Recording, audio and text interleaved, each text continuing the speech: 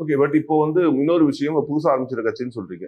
இங்க நிறைய narrative set பண்ணப்பட்டு வருது. தொடர்ந்து காங்கிரஸ் டிவிகே கூட ஒரு அண்டர் கிரவுண்ட் ஒரு திரை, அதாவது திரைமறைவுல ஒரு பேச்சுவார்த்தை நடத்திட்டு இருக்காங்க அப்படிங்கிற மாதிரியான ஒரு விஷயம் சொல்லப்படுது.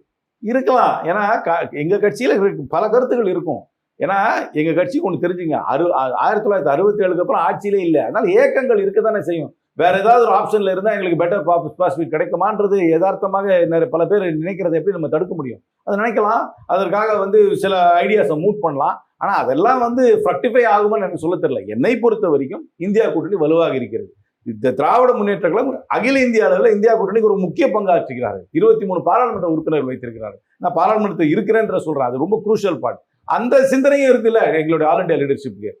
ஒரு சீஃப் மினிஸ்டர் சப்போர்ட் பண்றாரு. அப்புறம் நாங்க எடுக்கிற எல்லா நேஷனல் இனிஷியேட்டிவ்க்கும் முதலமைச்சர் அவர்கள் சப்போர்ட்டா இருக்காரு. இப்ப கூட பீகார்ல போய் ஓட் சோரிக்கு போயிட்டு வந்தார். பெரிய சீரியஸான இஷ்யூ. அதனால நீ ஓவரால் கால்குலேட் பண்ணாங்க பார்ட்டிக்குள்ள எல்லாருமே வேற சிந்தனையிலே இருக்க மாட்டாங்க.